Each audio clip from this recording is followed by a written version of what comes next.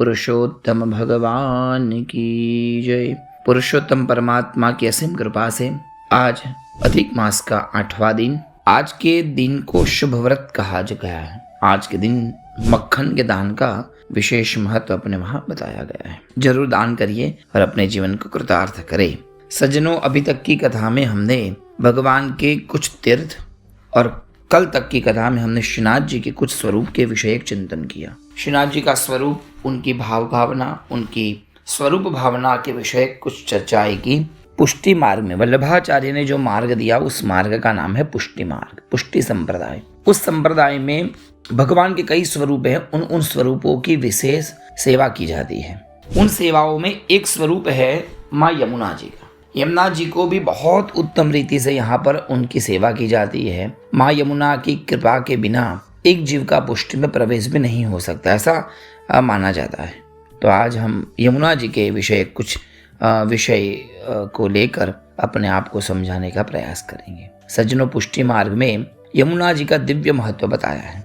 पुष्टि मार्ग में यमुना जी केवल एक पवित्र नदी नहीं, बल्कि वो भगवान की कृष्ण स्वरूपा, प्रेममयी और भक्तों को प्रभु से जुड़ने वाली दिव्य शक्ति मानी गई है। यमुना जी के चरणों में जो जाता है, माँ यमुना उन्हें लेकर प्रभु को समर्पित कर देती है। श्री वल्लभाचार्य महाप्रभु जी ने पुष्टि मार्ग की स्थापना श्री यमुना जी की कृपा से ही की, इसलिए उसको पुष्टि मार्ग में यमुना जी का स्थान अत्यंत उच्च एवं पूजनीय है। श्री यमुना जी पुष्टि मार्ग का हृदय माना गया है। पुष्टि मार्ग में कहा जाता है, जहाँ यमुना वहाँ कृष्ण, जहाँ कृष्ण वहीं कृपा। व्रत की समस्त लीलाएं श्री यमुना जी के तट पर ही हुई है। गोकुल, वृंदावन, मथुरा, नंदगांव, बरसाना, ये सभी जितने भी ठाकुर जी के जो दिव्य धाम है, वो यमुना जी के कारण ही पावन है। उन्हीं के कारण वह उत्तम तीर्थ है, ऐसा माना जाता है। श्री कृष्ण ने बाल्यकाल में गोप गोपालों के साथ यमुना के तट पर अनेक प्रकार के खेल खेले। भगवान ने अनेक प्रकार की लीलाएं वहां की। रासलीला हो, या तो मक्खन चुराना हो, या तो यमुना जी के पानी में स्नान करती हुई सभी गोपियों के वस्त्र ही हरण की लीला, जितनी भी जो लीला भगवान की हुई, वो यमुना जी के इर्द गिर्द हुई है। अर्थात कृष्ण के सभी लीलाओं के साक्षी है यमुना जी। और श्री कृष्ण परमात्मा को वह अत्यंत प्रिया भी है। शास्त्र में वर्णन ये आता है कि जब वसुदेव जी नवजात शिशु को लेकर यमुना जी के पार जब जा रहे थे, तब यमुना जी का पानी बहुत उफान पर था। आकाश तक उसकी लहरें उठ रही थी। पर जिस समय परमात्मा ने, ठाकुर जी ने अपना चरण स्पर्श दिया, यमुना जी का प्रवाह एकदम शांत हो गया। और भगवान को नंदगांव, गोकुल जाने के लिए सुंदर रास्ता भी यमुना जी ने प्रशस्त किया। यह केवल घटना नहीं, बल्कि भगवान और यमुना जी के मधुर प्रेम का प्रतीक है यह कथा। महाप्रभु जी का भी संबंध यमुना जी से बहुत रहा। श्री वल्लभाचार्य यमुना जी से ही विशेष अनुग्रह प्राप्त किया था। जब महाप्रभु जी पृथ्वी की परिक्रमा करते करते जब मथुरा वृंदावन पधारे, तब पहले वह आप श्री यमुना जी के तट पर ही आए थे। गोकुल में श्री यमुना जी के तट पर ही महाप्रभु जी ने दिव्य संदेश और दिव्य आदेश भी प्राप्त हुआ कि वह पुष्टि जीवों को भगवान के चरणों में प्रदान करी। इसलिए पुष्टि मार्ग में किसी भी सेवा, उत्सव या आराधना से पूर्व यमुना जी का स्मरण अत्यंत आवश्यक माना गया है। और सभी पुष्टि जीव कोई भी मनोरथ करते हैं, कोई भी विशेष उत्सव करते हैं, तो पहले आज्ञा यमुना जी की लेते हैं। यमुनाष्टक का भी इतना महत्व है। महाप्रभु जी ने जब यमुना जी का प्रथम दर्शन किया, उनके मन में चिंता थी कि ठकुरानी घाट कहाँ है और विश्रांति घाट कहाँ है। उस समय स्वयं माँ यमुना जी प्रकट हुई और आप माँ यमुना जी ने ही आप श्री को, वल्लभाचार्य जी को कहा कि ये घाट यमुना घाट है, ये घाट ठकुरानी घाट है और ये घाट गोविंद घाट है। उसी समय महाप्रभु जी ने यमुना जी को अर्पण करने के लिए, ये तो माँ है, माँ को क्या अर्पण किया जाए, पर माँ ने इतना स्वरूप का दर्शन करा है, तो उनके चरणों में वल्लभाचार्य ने एक स्तोत्र बनाकर अर्पण किया, वो है यमुनाष्टक। 16 ग्रंथों में सबसे पहला ग्रंथ जो महाप्रभु जी के द्वारा प्रणीत है, वो यमुनाष्टक है। 8 श्लोकों में महाप्रभु जी ने यमुना जी की स्तुति गाई और 9वें श्लोक में यमुनाष्टक के पाठ का महत्व बताया। यमुनाष्टक का पाठ करना एक पुष्टि जीव के लिए, एक भक्त के लिए अति अनिवार्य है। नित्य उनका पाठ करना चाहिए। यमुनाष्टक के पाठ से मन शुद्ध होता है। यमुनाष्टक में ही लिखा है, स्वभाव विजयो भवेद वदति वल्लभ श्री हरे। यमुनाष्टक का पाठ करने से व्यक्ति अपने स्वभाव को जीत लेता है। उनकी भक्ति ठाकुर जी में दृढ़ होती है, सेवा में रस उत्पन्न होता है और श्री कृष्ण का आश्रय भी प्राप्त होता है यमुनाष्टक के पाठ से। और जीवन में माधुर्य एवं परम शांति का अनुभव भी होता है यमुनाष्टक के पाठ से। नमाम यमुनामहम सकल सिद्धि हेतु मुदा, सकल प्रकार की जो सिद्धि है उनके कारण वो यमुना जी है। प्रत्येक प्रकार की सिद्धि बहुत प्रसन्नतापूर्वक यमुना जी अपने भक्तों को देती है।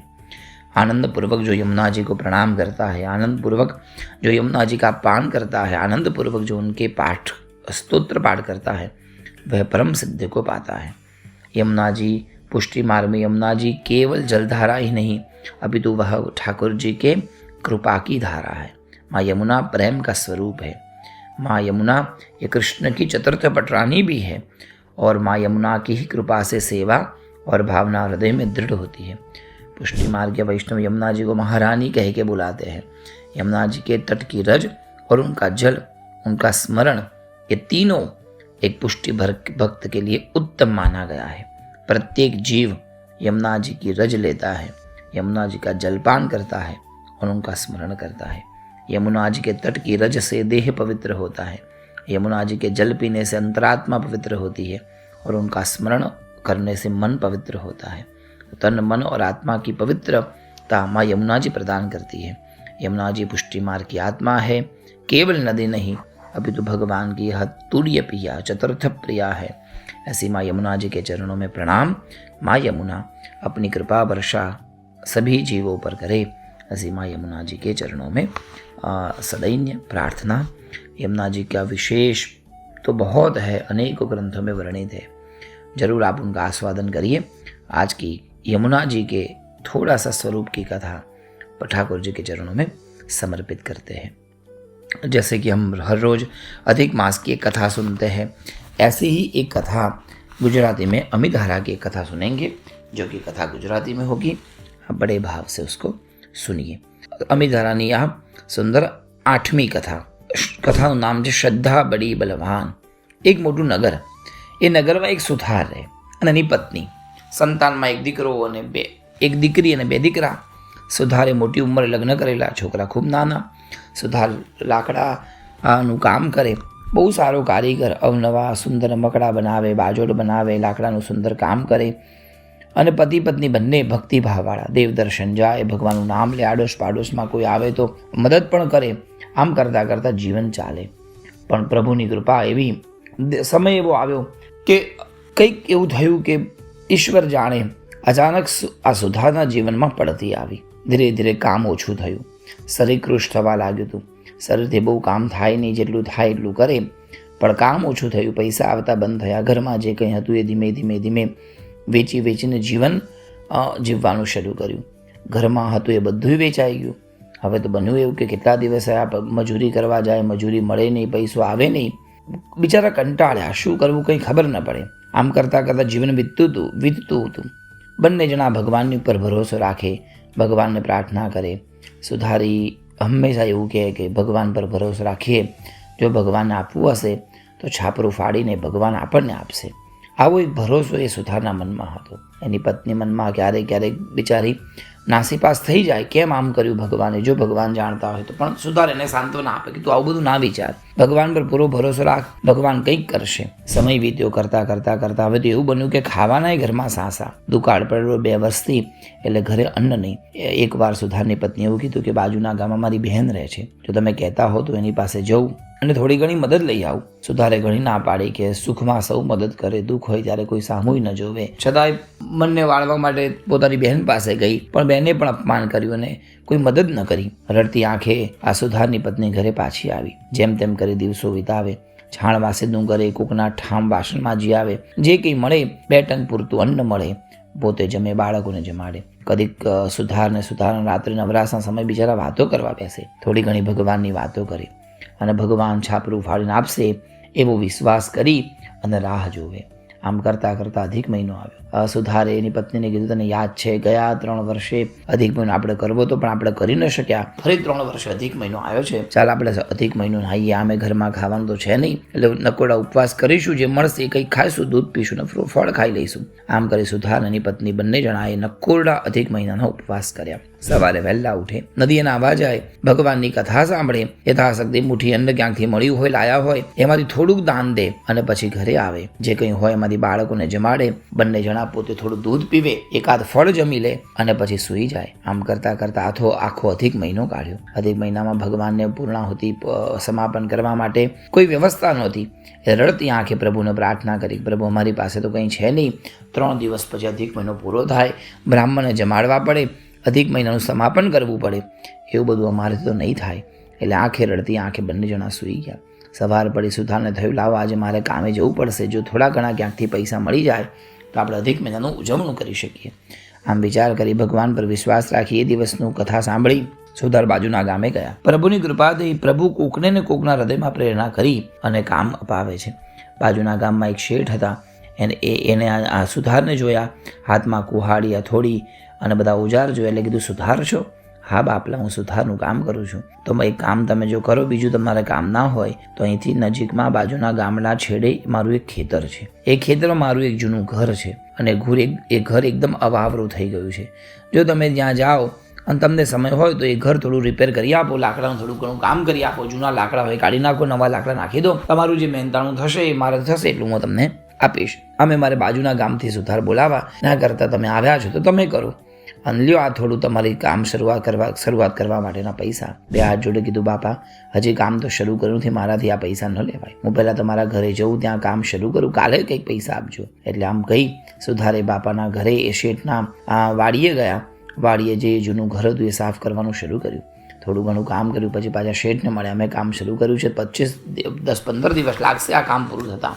આમ કરી કામની શરૂઆત કરી. અધિક મહિનાને 2 દિવસ બાકી હતા અને બન્યું એવું કે છેલ્લો દિવસ હતો, સવારમાં કામ કરવા ગયા, બપોર સુધી કામ કર્યું.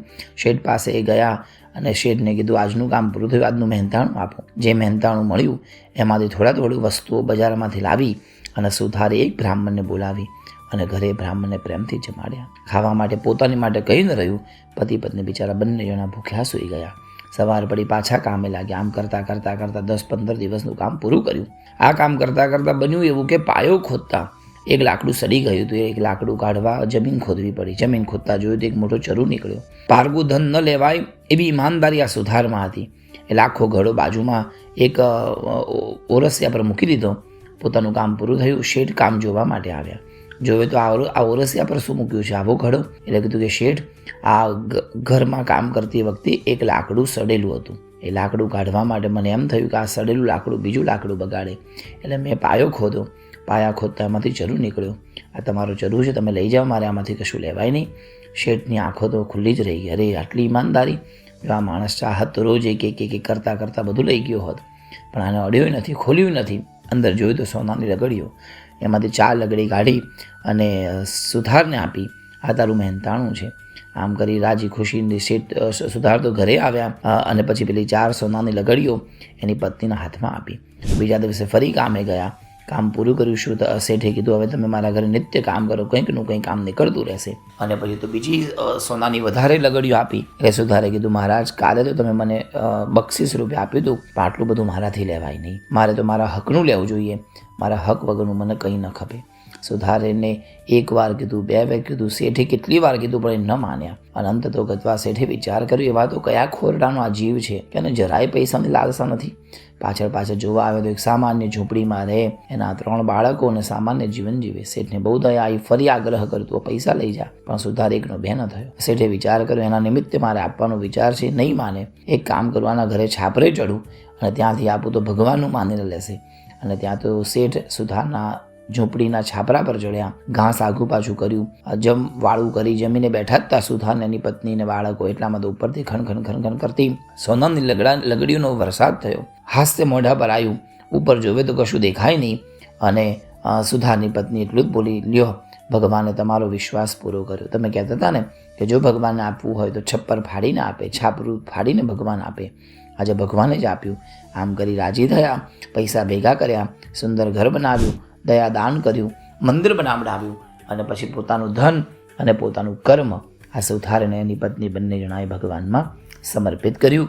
અને પુરુષોત્તમ ભગવાનના સદાય આભારી રહી અનેકો અધિક માસ કરી અને પરભવને પામ્યા. જેવા ઠાકોરજી જેવા પુરુષોત્તમ ભગવાન સુધારને ફળ્યા તેવા સૌને ફળજો. સજ્જનો, આ કથાનું મહત્વ એવું છે કે જો ઈશ્વર પર ભરોસો હોય તો ભગવાન ગમે ત્યાંથી કોકને મોકલે અને આપણા બધા જ કાર્ય ભગવાન પાર પડાવે. આવો ભગવાન પર વિશ્વાસ રાખવો, ઈમાનદારી અને વિશ્વાસ એ વ્યક્તિને સંપન્ન બનાવે છે. એ સાથે આજની આ અધિક માસના 8મા દિવસની કથા પ્રભુના ચરણોમાં સમર્પિત. આપ સૌને પ્રણામ, વંદન અને જય શ્રી કૃષ્ણ.